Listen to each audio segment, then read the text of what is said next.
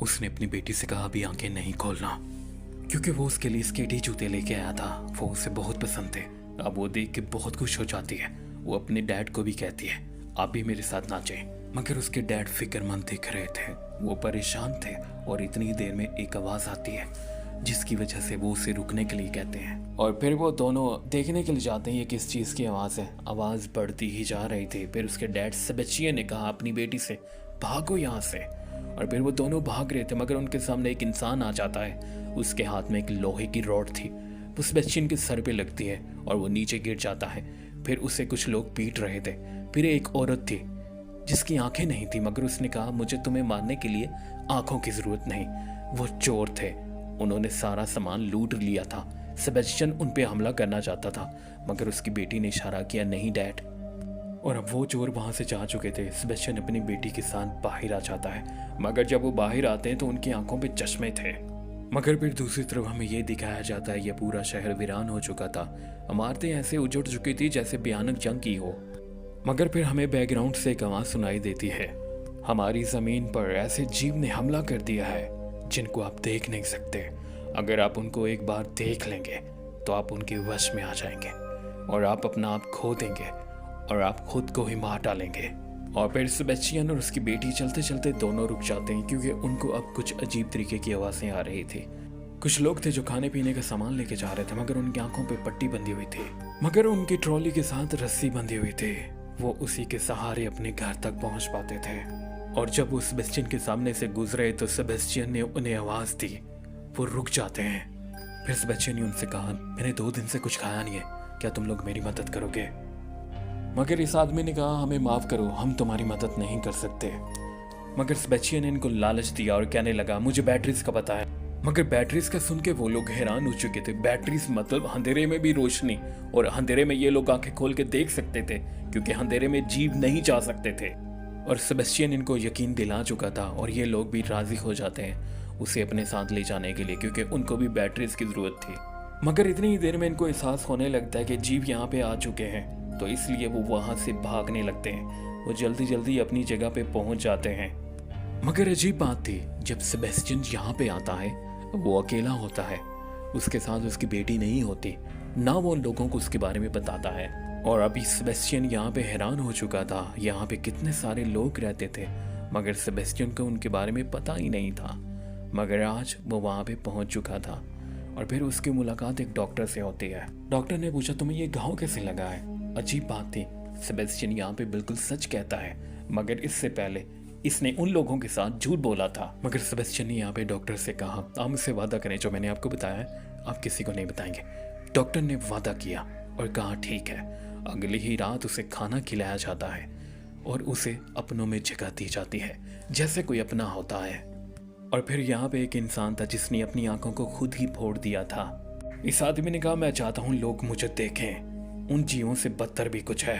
Sebastian ने पूछा इससे बदतर क्या हो सकता है? मगर फिर उसने कहा मैंने देखा है जब कोई इंसान उनकी तरफ देखता है तो वो खुद को ही मार लेता है। क्या इससे कुछ और बुरा हो सकता है? तुम खुद की जान ले लेते हो और तुम्हें पता भी नहीं होता। मगर फिर इस आदमी ने बताया कि मैंने कुछ ऐसे लोगों को भी देखा है जो उन जीवों को देखते हुए आंखें बंद नहीं करते, वो उन्हें खुली आंखों से देखते हैं और वो उनके लिए एजेंट का काम करते हैं। वो लोगों को ढूंढते हैं और उन जीव के हवाले कर देते हैं और वो जीव उनकी जान ले लेते हैं। और फिर मुझे पता चला अगर मेरी आंखें नहीं होंगी तो वो मुझ पे कंट्रोल नहीं कर सकते, मतलब वो मेरी जान नहीं ले सकते। इसलिए मैंने अपनी आंखें फोड़ दी। अब मैं उनके सामने भी हूँ तब भी वो मेरा कुछ नहीं कर सकते। और फिर हमें दिखाया जाता है सब लोग सो चुके होते हैं मगर सेबेस्टियन अभी भी जाग रहा था। फिर वो बस से नीचे उतरता है और कहीं जाता है। वो बस की चाबियां उठाना था, वो सारी चाबियां उठा लेता है और फिर बस में वापस आता है। अब सुबह हो चुकी थी और डॉक्टर की आंख खुल जाती है। डॉक्टर की नज़र सेबेस्टियन पे पड़ती है। वो किसी से बात कर रहा था और जब उसके पास जाते हैं वो सभी चाबियों को ट्राई कर चुका था, गाड़ी स्टार्ट नहीं हो रही थी। फिर डॉक्टर ने सेबेस्टियन को आवाज़ दी मगर सेबेस्टियन ने अपनी विंडो को लॉक लगा दिया। डॉक्टर समझ नहीं पा रही थी आखिर सेबेस्टियन करना क्या चाहता है, मगर इतनी ही देर में नई चाबी से वो बस स्टार्ट हो जाती है। डॉक्टर अब समझ चुकी थी ये सबको मारना चाहता है, ये बाहर ले जाना चाहता है। डॉक्टर की आवाज़ सुन के एक आदमी जाग गया था और वो सेबेस्टियन की तरफ बढ़ रहा था, मगर सेबेस्टियन बस बहुत तेज चला रहा था। जब भी उसके पास कोई पहुंच जाता था वो बस को टकरा देता था। अब वो बस बाहर ले आया था। सेबेस्टियन बस को बहुत तेज चला रहा था, उसके सामने एक जीप आ जाती है, वो कंट्रोल नहीं कर पाता और अब उसकी बस उलट जाती है। अब सबसे पहले सेबेस्टियन बाहर आता है और उसके बाद एक और आदमी आता है। सेबेस्टियन उसे कहता है देखो देखो वो आ गए हैं, वो बहुत खूबसूरत है ना। और जब वो आदमी उनकी तरफ देखता है तो अपना कंट्रोल खो देता है, मगर फिर वो एक कांच का टुकड़ा उठाता है और अपने गले को काट लेता है। उसके अंदर से एक रोशनी निकलती है जो आसमान में कहीं चली जाती है। और फिर उसके बाद डॉक्टर रोती हुई बाहर आती है। वो जान चुकी थी सेबेस्टियन का ये काम था, मगर सेबेस्टियन ने कहा डरो नहीं, कुछ नहीं होगा, तुम जब उन्हें अपनी आंखों से देखोगी तो समझ जाओगी। सेबेस्टियन उसकी आंखें जबरदस्ती खोल रहा था और फिर उसके बाद उसकी आंखें जब खुल जाती हैं वो अपना कंट्रोल खो देती है। और फिर उसके बाद डॉक्टर भी अपनी जान पूरी तरह से देती है, क्योंकि डॉक्टर को उसकी बेटी की आवाज़ सुनाई दे रही थी, वो उसको अपनी तरफ बुला रही थी। और उसके बाद वो इंसान बाहर आता है जिसने अपनी आंखों को पहले ही फोड़ लिया था। वो जानता था सेबेस्टियन मेरा कुछ नहीं बिगाड़ सकता, क्योंकि वो देख नहीं सकता था और सेबेस्टियन उसका कुछ भी बिगाड़ नहीं सकता था। वो आदमी वहां से चला जाता है और फिर एक और आदमी पेट्रोल टंकी के पास खड़ा होकर खुद को आग लगा देता है और बस में ब्लास्ट हो जाता है और वो सारे लोग मर जाते हैं। और अब वो एक साथ रोशनी आसमान पे जाती है, मगर फिर आगे सेबेस्टियन की वही बेटी वापस आ जाती है जो थोड़ी देर पहले यहाँ से चली गई थी। फिर उसकी बेटी ने कहा आपने बहुत अच्छा काम किया पापा। सेबेस्टियन ने कहा ये सब लोग वहाँ ठीक तो रहेंगे ना। इसकी बेटी ने कहा हाँ पापा, सब लोग वहीं तो जाएंगे। मगर सेबेस्टियन ने कहा मैं तुम्हारे पास कब आऊंगा। मगर उसकी बेटी ने कहा अभी बहुत सारे लोग बाकी हैं पापा। उसका सीधा सीधा मतलब था अभी बहुत सारे लोगों को आपने ऐसे ही मारना है। मगर सेबेस्टियन सब कुछ अपनी बेटी से मिलने के लिए कर रहा था। उसे नहीं पता था उसने अपना कंट्रोल खो दिया था। वो जो कर रहा है वो ठीक नहीं कर रहा, वो धोखे से लोगों की जानें ले रहा है। और आगे फिर सेबेस्टियन को एक और लड़की मिल जाती है। वो उसका पीछा करते करते उस तक पहुंच ही जाता है और वो समझ आती है। वो सेबेस्टियन से कहती है क्या तुम भी डरे हुए हो हमारी तरह? हम सब डरे हुए हैं। मगर सेबेस्टियन कोई जवाब नहीं देता, वो आगे बढ़ रहा होता है। इतनी देर में उसके दोस्त आ जाते हैं, उनके पास कुत्ते भी थे। वो उसे जख्मी करने ही वाले थे, मगर उस लड़की के साथ ही आके उसे रोक लेता है और वो लड़का उससे कहता है साफ साफ बता कौन है तू यहाँ पे क्या कर रहा है? सेबेस्टियन यहाँ भी झूठ बोलता है और कहता है मुझे लूटा गया है, मैं किस पे यकीन करूं?